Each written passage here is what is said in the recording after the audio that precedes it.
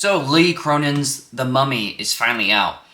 And well, it's not really a mummy movie. Look, if you're looking for a remake of the Brendan Fraser mummy movies, this is definitely not it. And honestly, I wasn't looking for that. The trailer definitely didn't sell that, but apparently a lot of people were thinking that and are leaving the theater disappointed. I saw this movie really late. Like, I'm filming this right after I saw the theater. I just left the theater and I saw it at 11. It's currently 2:30 now that I'm filming this. So I'm kind of tired, so I'm sorry if I'm a little off, but I'm gonna try to get this to you guys Friday morning. So I'm filming this Thursday night or Friday morning. Look, this is definitely like a Evil Dead, makes sense, Lee Cronin kind of movie with like some mummy aspects or at least ancient Egyptian aspects to it. And honestly, the title just doesn't work. Like, why does Lee Cronin need his name in that, and why is it The Mummy? Because it's honestly not a mummy movie. It's before mummies were even a thing. Like, it's not ancient Egypt. It's like before that. It's like the ancient Egypt to ancient Egypt. Like, that's what it kind of is. So it doesn't really make sense. It's called whatever. I'm just going to stop talking about it. It shouldn't be called The Mummy. I don't know much about ancient Egypt, its culture, and a lot of its history aspects. Like, I know a good amount, but not really when it comes to like mummies, their gods, their demons, all that jazz. So like, and this movie does play around with it, and from the very few stuff I know, it seems to fit and work, and it introduces new ideas and new history to the ancient Egypt media entertainment that we get. So I appreciate that out of this film. I'm also pretty impressed about how much Egypt's involved in this film with the characters and the settings, because I honestly thought this was going to be their daughter was abducted in California or somewhere in the States, and some person just put her in, made her a mummy in the United States. But they're all in Egypt. This whole, not the whole movie, but a good amount of it takes place in Egypt. Like, the father is a news reporter who wants to go to New York and be a big time reporter in New York, but he's got to do his international job in Egypt and be a news reporter there. And then his wife is working as a nurse, and then their daughter gets kidnapped in Egypt and they go back home to Arizona. So like, it's Arizona and Egypt. So, you know, it works. Like, it's kind of annoying they're in the United States, but I would have preferred they stayed in Egypt the whole time. Honestly, the best thing this movie does, and it does it almost perfectly, is the sound and the grossness of this film. It's very gross. There's a couple times I was like eating a snack and drinking my drink, and I'm like, I don't want to eat this right now. I don't want to drink this. I'm going to throw up if I keep doing this because of what's going on the screen. It's very, very good. And I don't really get grossed out super easily when it comes to films. Like, the biggest thing for me is throw up. Like, if I see someone throw up on screen, I'm just not going to like it. There's a couple of throw up scenes in this film. Kind of annoying, but whatever. But just everything else is just gross. And I got to give props to the makeup team, to Lee Cronin, top notch. The sound was very impressive. I saw this in IMAX, which I honestly recommend if you're going to see this film, see it in IMAX because it just works with the sound. It's very impressive. It just makes everything work when it comes to horror and the grossness and just the scariness. Like, I get scared very easily. I've said that a couple times in my reviews. If you don't get scared easily, you probably won't get scared at all in this film. But for me, it worked. The sound really made it all. It just tied everything together. Like I said with the makeup was top notch. Like, the costumes, it's not really much costumes, it's more makeup. Makeup, top notch. The characters were pretty impressive. Like, I cared for pretty much all of them. The chemistry between all the characters was top notch. Like, it felt like a real family. The acting was hit or miss for me. The main complaint for me is the mother, played by Laia Costa. Sorry if I pronounced it wrong. She was just not the right casting. One, I don't really think her acting was there the whole time. There's a couple moments that she really sold like a depressed mother, a grieving mother who just finally gets her daughter back. Like, there's a couple moments I'm like, yeah, it's working. And then others I was like, not so much. I also thought her accent didn't work. She's Spanish in real life. And, you know, I don't know much about her. I don't know if she learned English growing up or learned English whenever. I don't want to hold her accent against her. But the reason why I'm going to hold it against her is because they have her mother in this film. And her mother is very clearly Mexican-American. So you have a Mexican-American mother whose English is great. Like, it's like she's an American, no problem.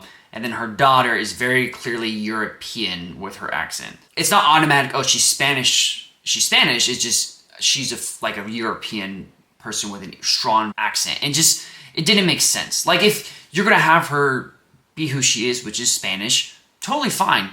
Cast a Spanish mother for her. Or if you're going to take them to the States, have it be the husband's mother and just not have her be Mexican. So it just was, I'm nitpicking. It just took me out of the film experience, which is just frustrating. Like I see my mind like cast someone else for the mother at least. Honestly, overall, Katie's mother, Laia Costa, jeez, I'm pronouncing that wrong every time. She just wasn't super impressive. So I wouldn't have like died on the hill that I need her as the actress. I would have probably gone a different route, honestly. Jack Raynor plays the dad, Charlie, pretty sure. It's great to see him in something. I haven't seen him in anything since Midsommar. He's great in that. He's great in this. There's a couple moments where I'm just like, let's do something. Come on, buddy. Your character is supposed to be smart. And that's mostly on the writing, not him. So I was frustrated with him, but it's rather the character. I love the investigation part of this film. Like, they spend a good amount of the film in Egypt trying to figure out what happened to Katie. I thought the actress who played the Egyptian officer did a great job. Like, it made sense, like, her motives and everything like that. Like, her superior kind of sucked, and so now her superior's gone, and she's the one in charge, and so she's trying to be different. She's trying to be what they were meant to be. I thought she did a great job. A couple dumb moments from her. A couple dumb moments from everyone in this film, honestly. But I was very interested in what happened to Katie. The film set it up very well, and you do eventually find out what happened to Katie. The only issue I had with this whole investigation part is the editing, how it put it in with the main plot, the main stuff that was going on. It just felt out of place. Like, we were removed from certain situations in the main plot at vital moments. Like, we don't need to be removed there. Now we lost all the momentum. And then when we get the momentum going with the investigation, we switch. And it's just, like, I gotta compare it to Hail Mary, because that's the most recent movie where it's like switching vast, pretty big switches of what's going on. And I know it's mostly in the past for that movie, but that movie did so well. And this one's just, it's kind of disappointing that this one just didn't do it well at all. Like I said earlier, there's a lot of character choices that just don't make sense, and a good amount of plot holes in this film. There's good things about this film, but there's a lot of issues, and here are some of them. One, I don't like Lee Cronin's like signature shot when it comes to filming movies, where it's like I forgot the name of it, but it's two objects and there's a blurred line between it.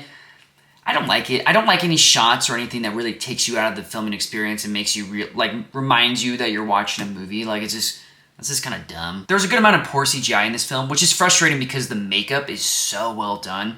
And this is a smaller budget movie. This is a smaller movie. It doesn't need a lot of CGI, and they do use a good amount of CGI, and it looks rushed and awful. And it's frustrating because the makeup is just so good. Like, why did you lack in the CGI? Why did you do CGI at all? Like, I'm sure you could have done this movie with no CGI. Like I said earlier, good amount of plot holes and poor character choices. Like, day one, Katie, the mummy, starts acting up. As if I was a father, and the father in this film, Charlie, he's kind of the one that has his everything together at the moment. So he would be the one making a decision. Why aren't you putting her facility day one in Arizona? I'm sorry, if she's doing the stuff day one, I'm like, no, we can't do this. We can't take it. I'll be there 24/7. I'll take all the vacation days I need, and I'll be with her. But I need a professional. Like, we can't do this on our own. She has been kidnapped for 8 years being a mummy. Like, there's like no urgency from characters too. The cop finds out stuff, takes forever to do anything about it. The dad finds out stuff, takes forever to do anything. The mom sees stuff, takes forever to do anything about it. There's no urgency in to protect their daughter. There's no urgency to protect themselves. There's no urgency to protect their other children. Like, I know horror movies got a horror movie, but the past couple of years, the writing for horror films has just gotten so much better, and character choices have made a lot more sense, and just the plot moves around it, the horror aspects move around it to make it work.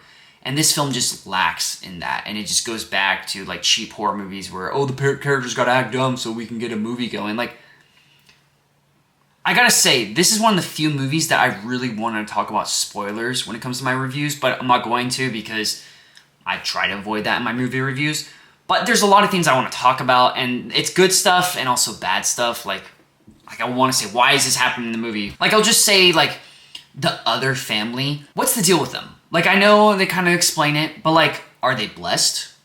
Is that why they're doing everything? Or are they like a secret society to whatever with this certain theme? Like, what's going on? Like, they're in an oasis is it because of this thing? Like, why would that thing help them? Because from what I've seen, it's not a good thing. If you guys seen the movie, please comment down below. Give me your thoughts. I'd love to talk about this movie more. And I gotta give props to this movie for making me want to talk about it. The ending is, I like it, but I also really don't at the same time. It's kind of frustrating. Like, I like about it is the character got what she deserved. I really like that aspect of it. And also, I just liked the aspect of, like, okay, spoiler. It's kind of a good ending, so I like that aspect of it. But then I also hate it because a character did something, like, not even 2 minutes before, 30 seconds in the film before what happens for the actual ending.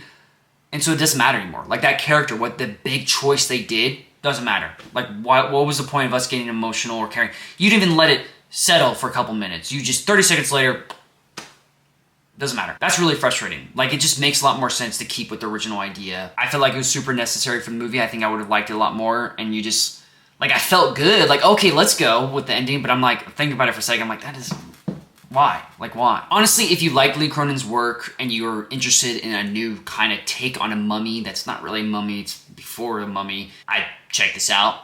For sure. I definitely would recommend seeing it in IMAX. I think the sound just really works with this film and really sells the horror aspects of it because it's not really, nothing about it is super scary besides the sound and the timing with everything. Overall, this film succeeds in everything it's trying to do, but it's not that impressive. At the end of the day, it just doesn't work for me, at least. It might work for you. I'm giving The Mummy a 6.5 out of 10. So, what did you guys think of Lee Cronin's The Mummy? Was my rating fair? Comment below your thoughts. Thanks again for watching. Please subscribe and leave a like. Goodbye, y'all.